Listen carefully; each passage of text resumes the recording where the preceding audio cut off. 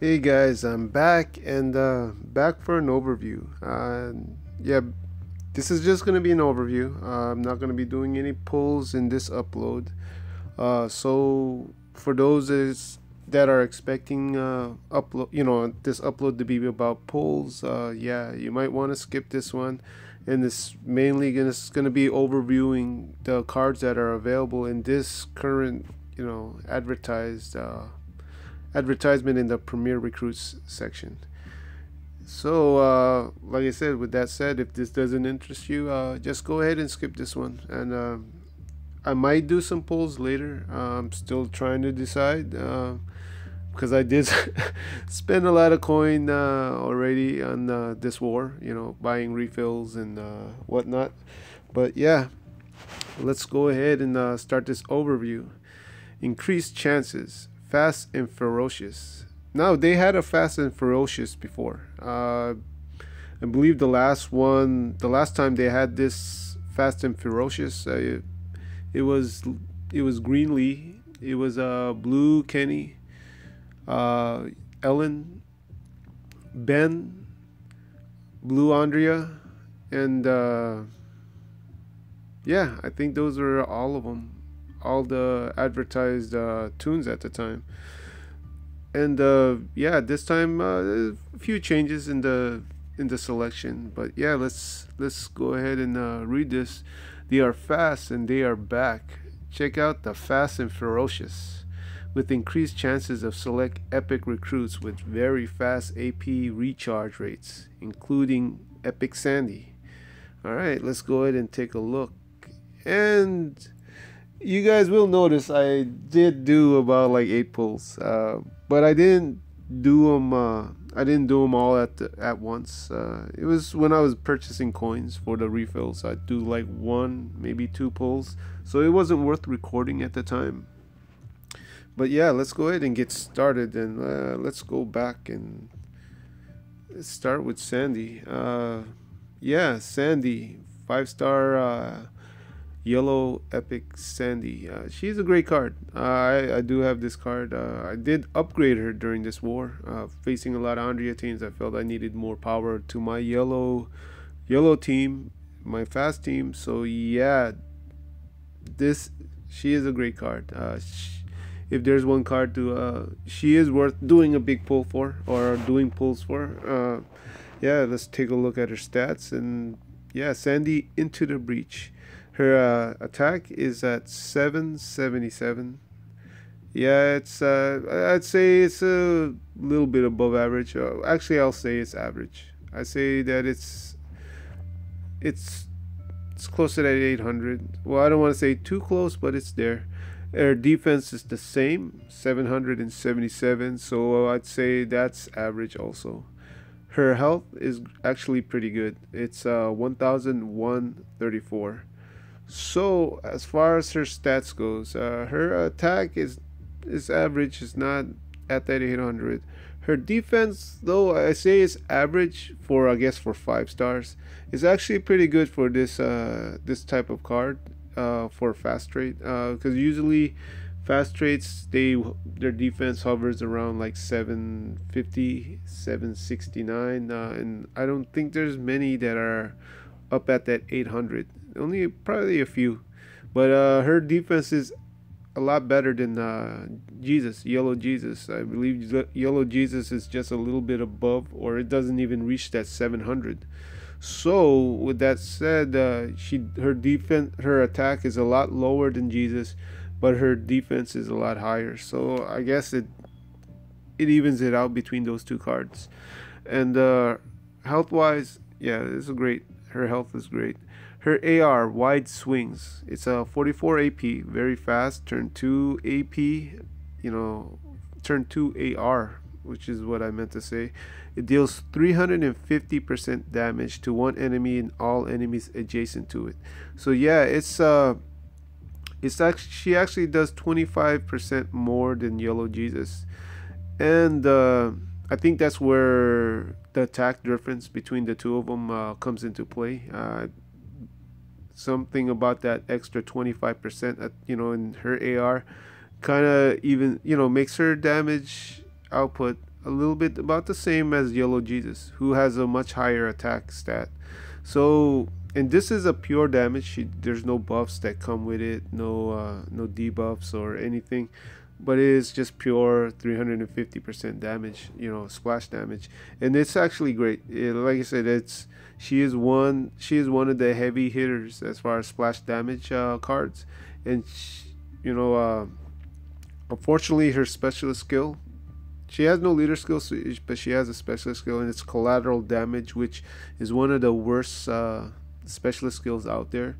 Uh, but even so, she has collateral damage, which kind of sucks. She is still worth going for just for her AR alone. This AR and the very fast AP. Uh, Not only that, I really do like this card model. It's pretty awesome. It's nice with the hood, and yeah, it's nice card model. And if you're gonna do pulls and you're after Sandy, if you're after only Sandy, probably best to go for the times two. But you can try your chance and see if you can get her. I know I've had her for the longest, and like I said, just this weekend, I finally upgraded her, which yeah, it made no sense. Like I said, she's one of the best fast yellow splash damage cards in the game. She's up there with Jesus, so yeah, she's worth doing the pulls for. Yeah, let's go ahead and talk about the next card.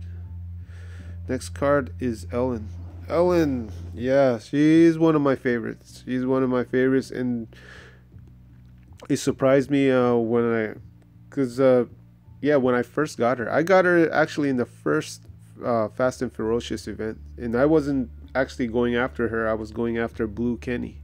I wanted that hurt and heal, and end up getting her instead, and yeah, I'm kind of glad I got her instead of Blue Kenny.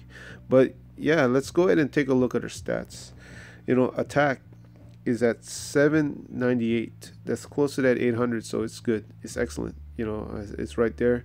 And her defense is 759, and that's what I was talking about. Sandy's defense. You'll find a lot of yellow trait, fast cards. Fast trait cards. They'll hover around this type of defense. So hers is, I'd say, it's just average. Her defense is average. Her health is good. It's right there at 1,110. So health wise, great. Her attack, great. Defense, average. Okay, let's move to her AR. Her AR, power of the pack, 45 AP, very fast, turn 2, and it deals 550% damage to one enemy. That's a lot of damage. That's a lot of damage. There's times where I'm hitting cards that are not even blue. They're not even tough cards. A lot of cards I'll hit with Ellen, and she'll hit that over 1,000. Especially on a crit. It'll be at 1,000 plus. 1,200 plus. So yeah, this 550%. Yeah, it does a lot of damage.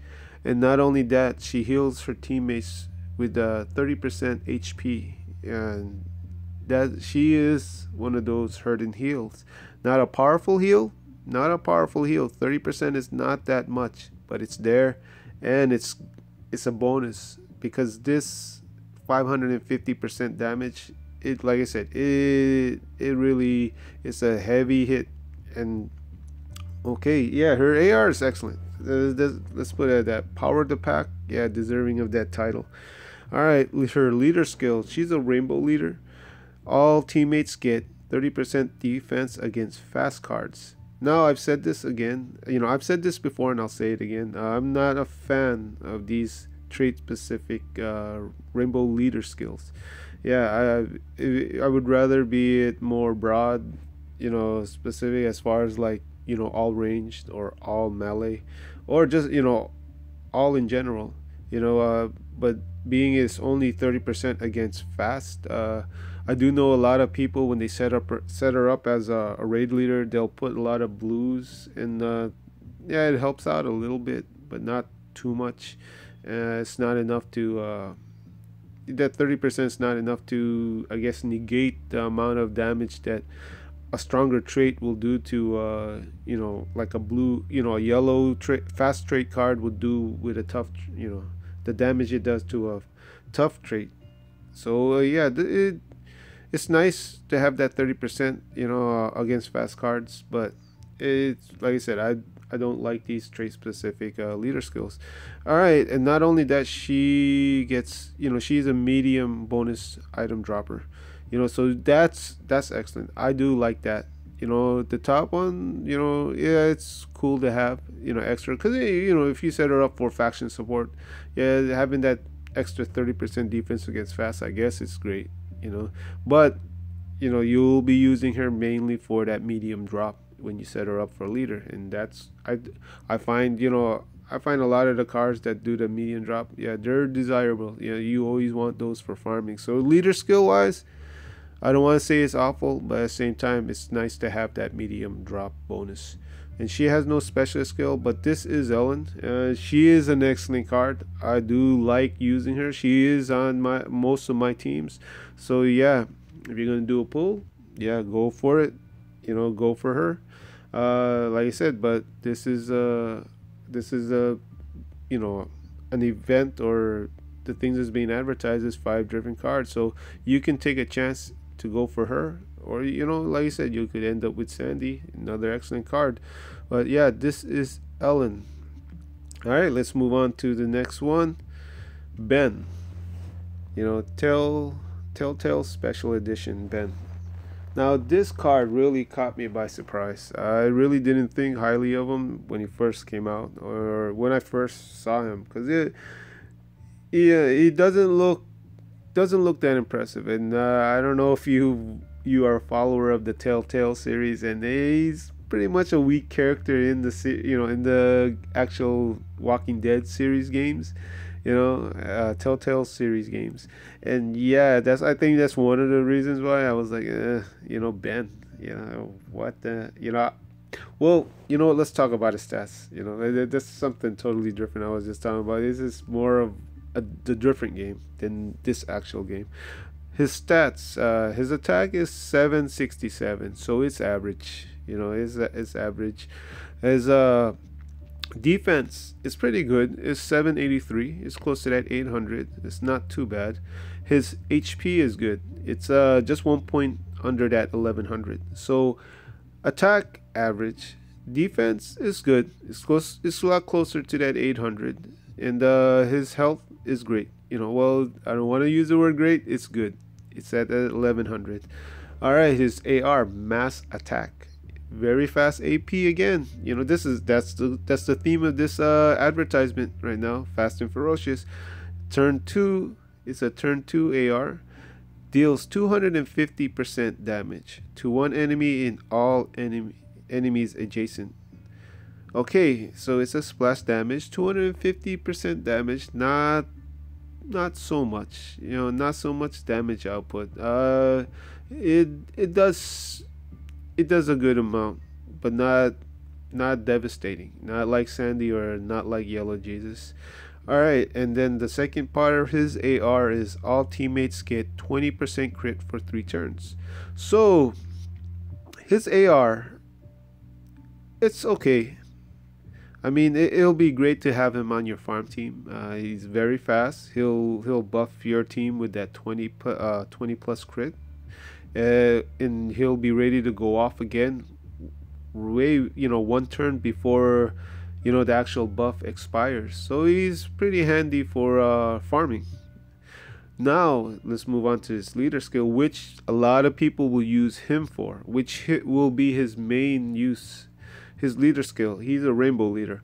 All teammates get 30% defense against ranged characters. Now this is the type of leader skill that I like. It's a lot better than just trait specific. It'll be you'll get defense against red alerts or blue tough, so it makes it a good leader skill.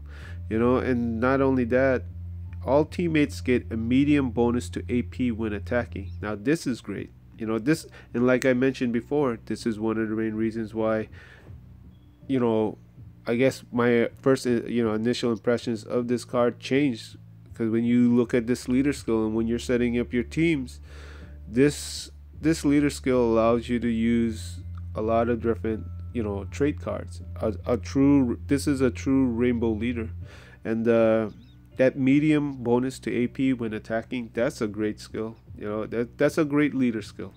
Let's put it that way, which makes this card very desirable. And if anything, if I'm gonna do more pulls, and actually the pulls that I have been doing, it was just I was hoping I get lucky to get this bend. I faced a team from this guy named Mighty Mouse from the Walkers faction in my region. Yeah, we faced his faction, and this guy. It was very difficult to go against this team. His team setup was almost perfect, because it was, like I mentioned, it was very difficult, very challenging, and that's not even with the tower buffs, you know. But yeah, he's a great rainbow leader, and if I end up ever getting him, he will quickly become the leader of my fast team, or my rainbow team. But yeah, he is an excellent card, and he is worth doing these pulls for. All right, that's Ben. All right, war is about to begin. But I mentioned to him I wasn't gonna be able to play much. But yeah, let's continue this. Only two more cards left, and yeah, I'm gonna jump in that war. All right, well now next one we're gonna talk about is Shane. Red Alert Shane. His stats: attack stat is 806. Excellent, excellent attack stat. It's right there. It's above that 800. His defense is excellent too. Yeah, it's good. It's 10 points below that 800. So defense wise, good. Not as high as most red alerts. Most red alerts are their defense is above that 800, but it's still good. 790 is nothing to nothing to call bad, or it's good. His health, I'd say, is average. It's 1055. It's not reaching that 1100. So yeah, his attacks, his attack is great. Defense is good. And his health, yeah, it's average. Now his AR, break their lines. All right, turn 2 is a 45 AP. It deals 475 damage to one enemy. All teammates get 45% attack for 2 turns. Now this is a great AR, a very good AR. And this guy, this 475 damage, it takes my greens, like let's say like shield, Lee. This if there was one, if you name a couple of cards that I guess the kryptonite to Green Lee. Yeah, this Shane is the kryptonite, because I've faced a lot of teams with this Shane, and he's usually the one to just take out Lee right away as soon as his AR is available. And yeah, it hits that 475. It hits very hard, because not only that, because his attack stat is pretty high, and that 45% attack buff for 2 turns. That's a great. That's pretty good. It's close to that 50%. 45, yeah, it's a good attack buff. Not because one for one, it's a turn 2. It's available at turn 2. All right, his leader skill: all teammates get 30% attack against strong characters. Again, trait specific leader skills are rainbow leader skills. Yeah, not a big fan, and you're especially with this where he's already a red alert, and he already does a good amount of damage to strong green cards, because they're strong. Green cards are weak to red, and I guess it's a rainbow team, so I guess in a way it'll work if you're fighting an all green team. But yeah, that's one part of his leader skill I don't like. The second part, he's a medium bonus dropper also. So if anything, that's what he'll be used for a lot, for faction support. At the same time, he's a good sideline card to put with your team to take out that Lee, to take out that shield. But yeah, this Shane, I actually say he's an excellent card. His AR alone and the fact that he can be used for faction support makes him an excellent card, worth doing these pulls for also. So yeah, here's another excellent card. So that's 4 cards worth doing this pull, doing this advertised Premier Recruits event right now. This Fast and Ferocious. They should have called it part 2. But yeah, let's move on to the last and final one. Last and final one is Heath, A New Beginning. Now, this Heath, his attack is at 780. So I'd say it's about average. You know, well, I want to say, you know what, I'd say it's between average and good, because it's at that 20 points below that 800. But I say the only reason I say average because there's a lot of red alert cards that hit that 800, especially with an AR that's kind of like his. And but we'll talk about his AR after we finish off with his stats. But yeah, you know what? I'll say his attack is average. Okay, his defense is excellent, 811. So it's above that, 11 points above that 800.